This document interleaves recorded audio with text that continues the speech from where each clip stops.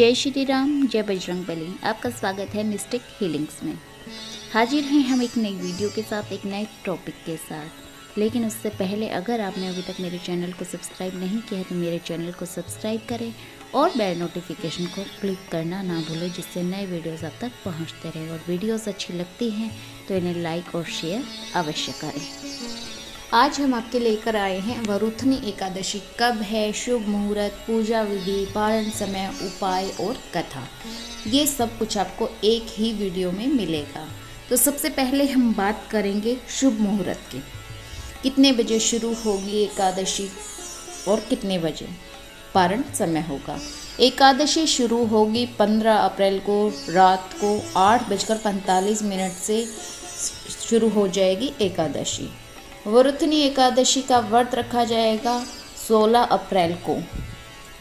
एकादशी तिथि का एंड होगा, समाप्त होगी 16 अप्रैल को शाम को 6:14 पर। और पारण समय रहेगा 17 अप्रैल को 5:54 से 8:29 तक। ये है शुभ मुहूर्त। इसके बाद हम बात करेंगे कि हमें पूजा विधि कैसे करनी चाहिए। वरुथनी एकादशी के दिन हमें सुबह जल्दी उठना चाहिए। सूर्योदय से हमें पहले उठना चाहिए और हमें स्नान आदि करने के बाद हमें स्वच्छ वस्त्र धारण करने चाहिए। इस दिन हमें पीले रंग के वस्त्र पहनने चाहिए और नहाने के बाद हमें पंचामृत से विष्णु भगवान का स्नान करवाना चाहिए। और उसके बाद हमें विष्णु भगवान को फूल, फल, मिठाई आदि का भोग लगाना चाहिए। उसके बाद हमें व्रत का संकल्प लेना चाहिए और हमें पूरा दिन विष्णु भगवान को अपने मन में याद करते हुए रहना चाहिए। इस दिन हमें क्या कहना चाहिए? इस दिन हमें अन्न का प्रयोग नहीं करना चाहिए। हमें इस दिन, अगर हम बिना अन्न के, बिना फलों के रह सकते हैं तो हमें बिना कुछ खाए पिए व्रत करना चाहिए। और अगर आप बिना कुछ खाए पिए व्रत नहीं रख पा रहे हैं तो आप फल का प्रयोग कर सकते हैं। एकादशी वाले दिन हमें चावल बिल्कुल भी नहीं खाने चाहिए। दशमी वाले दिन भी नहीं और पारण करने के बाद द्वादशी वाले दिन भी हमें चावल ग्रहण नहीं करने चाहिए। इसके अलावा हमें तामसिक भोजन नहीं करना चाहिए। वरुथनी एकादशी के बारे में अब मैं आपको बताती हूँ कि सनातन धर्म में एकादशी तिथि को बहुत ही ज़्यादा अहम माना जाता है, बहुत ही ज़्यादा महत्व दिया जाता है। एकादशी के दिन भक्ति भाव से भगवान विष्णु की उपासना की जाती है। वरुथनी एकादशी के दिन हमें क्या करना चाहिए? ये वरुथनी एकादशी उस टाइम आती है जब गर्मी चरम पर होती है, गर्मी बहुत ज़्यादा होती है।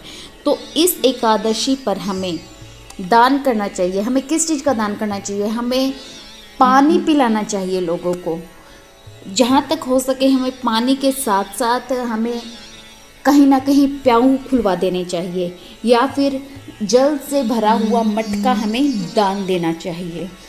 तो इस वरुथनी एकादशी पर हमें ये अवश्य करना चाहिए। और उसके अलावा हमें इस वरुथनी एकादशी पर खरबूजे का, जो इस समय के मौसमी फल है, उनका हमें अवश्य ही दान करना चाहिए। उससे हमें बहुत ज़्यादा पुण्य प्राप्त होता है।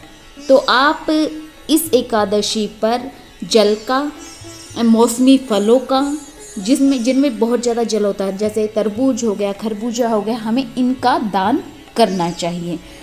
अब हम बात करेंगे कुछ उपायों की। और एक बात और, इस दिन हमें विष्णु भगवान को याद करते हुए रहना चाहिए। तो हमें विष्णु भगवान का मंत्र, मेरी लास्ट वीडियो में भी मैंने 2 मंत्र दिए हैं, आप उनका जाप अवश्य करना। और इसके अलावा आप विष्णु सहस्त्र नाम का भी जाप कर सकते हैं। अब हम आपके लिए लेकर आए हैं कुछ उपाय। आप ये उपाय करके आप अपने मनोवांछित फल को प्राप्त कर सकते हैं, अपनी मनोकामना को पूर्ण कर सकते हैं। तो पहला उपाय है, अगर आपको लगता है कि आपके घर में वास्तु दोष है, आप वास्तु दोष से परेशान हैं, तो आप इस वरुथनी एकादशी के दिन शंख में जल भरकर रख लीजिए और फिर उस जल को पूरे घर में छिड़काव कर दीजिए। इससे आपके घर की नेगेटिविटी दूर हो जाएगी और आपके घर में पॉजिटिविटी, सुख और सौभाग्य की प्राप्ति होगी।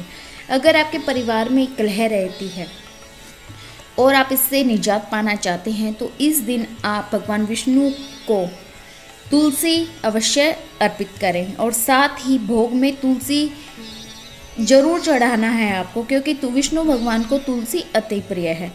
ये काम करने से भी आपकी मनोकामना पूर्ण होगी और आपके घर का जो पारिवारिक कलह है, पारिवारिक कलेश है, वो दूर हो जाएगा। तीसरा उपाय, भगवान विष्णु को पीला रंग बहुत ही ज़्यादा प्रिय है, इसलिए इस वरुथनी एकादशी के दिन हमें पीले रंग के वस्त्र पहनने चाहिए। पूजा में पीले फूलों का, पीले फल का, पीली मिठाई का प्रयोग करना चाहिए। हम जो भी खा रहे हैं वो पीले रंग का ही होना चाहिए। इससे भी आपको बहुत ज़्यादा फर्क महसूस होगा। अगर आप विष्णु भगवान की कृपा पाना चाहते हैं तो वरुथनी एकादशी के दिन आप शुद्ध घी का पूरा दिन, अगर आप दीपक जला सकते हो, अखंड दीपक जला सकते हो तो बहुत ही अच्छा है। नहीं तो जब आप पूजा करें, आरती करें या इनकी कथा करें विष्णु भगवान के, तो उस टाइम वो दीपक अवश्य ही जलना चाहिए। इससे आपके घर के दुख और संकट दूर हो जाते हैं। अगर किसी की शादी नहीं हो रही है और उसे मनचाहा वर नहीं मिल रहा है या चाही वधू नहीं मिल रही है, तो आप एकादशी के दिन शंख से भगवान श्री विष्णु की प्रतिमा को स्नान कराइए। उसके बाद पीले रंग के वस्त्र पहनाइए और पूजा के समय शंख बजाकर अपने मनोकामना का आह्वान कीजिए। इससे भी आपकी मनोकामना पूर्ण होगी। ये हैं कुछ उपाय। इसके बाद हम बात करेंगे वरुथनी एकादशी की कथा के बारे में। अब हम आपको बताएंगे व्रत कथा, वरुथनी एकादशी की व्रत कथा। एक बार भगवान श्री कृष्ण ने युधिष्ठिर से वरुथनी एकादशी व्रत के महत्व के बारे में बताने के लिए कहा। तब श्री कृष्ण ने कहा कि जो व्यक्ति इस व्रत को रखता है उसे पुण्य की प्राप्ति होती है। इससे संबंधित कथा है, नर्मदा नदी के तट पर राजा माधांता का राज्य था। राजा माधांता दानी और धर्मात्मा दोनों थे। एक बार जब वह जंगल में तपस्या कर रहे थे तो एक भालू आ गया और उनका पैर चबाने लगा। फिर वह राजा को घसीटकर जंगल के अंदर ले गया, जिसके कारण राजा की तपस्या भंग हो गई और वह घायल हो गए। तब उन्होंने अपने मन में हरि विष्णु का ध्यान किया और अपने प्राणों की रक्षा के लिए प्रार्थना की। भगवान विष्णु ने उनकी प्रार्थना को स्वीकार कर भालू को प्रकट होकर अपने चक्र से मार गिराया, लेकिन भालू के वार से राजा माधांता अपंग हो गए। उन्हें काफ़ी दुख और कष्टों का सामना करना पड़ा। ऐसे में उन्होंने भगवान विष्णु से शारीरिक और मानसिक पीड़ा को दूर करने का उपाय पूछा। तब भगवान विष्णु ने कहा कि तुम्हारे पुराने कर्मों का फल भोग रहे हो, ऐसे में तुम मथुरा जाकर वैशाख माह के कृष्ण पक्ष की एकादशी का व्रत रखो, साथ ही मेरे वराह अवतार की पूजा करो। ऐसा करने से दुख दूर होंगे और सभी कष्टों से छुटकारा भी आपको मिल जाएगा। तो ये थी वरुथनी एकादशी की व्रत कथा। आप इसका अवश्य ही आप इस कथा को सुनिए, आपको पुण्य की प्राप्ति होगी, आपकी मनोकामना पूर्ण होगी। इसी के साथ हम वीडियो को यहीं पे समाप्त करेंगे। मिलेंगे अगली वीडियो के साथ, अगले टॉपिक के साथ। अगर आपको वीडियो अच्छी लगी हो तो लाइक और शेयर कर दीजिए, और अगर आपने अभी तक चैनल को सब्सक्राइब नहीं किया तो चैनल को सब्सक्राइब करें और बेल नोटिफिकेशन को क्लिक करना ना भूलें, जिससे नई वीडियोस आपके पास पहुंचते रहे। इस चैनल पर रोजाना 2 वीडियो अपलोड की जाती हैं, एक सुबह 6 बजे जिसमें आपको आपका दैनिक राशिफल बताया जाता है, और दूसरी या तो एस्ट्रो रेमेडीज़ के बारे में या फिर मंत्रास के बारे में वीडियो आती हैं। तो आप ये वीडियो देखने के लिए आप चैनल को सब्सक्राइब करें। मिलेंगे बहुत जल्द। नमस्ते, श्री गणेशाय नमः, जय बजरंगबली, जय श्री राम।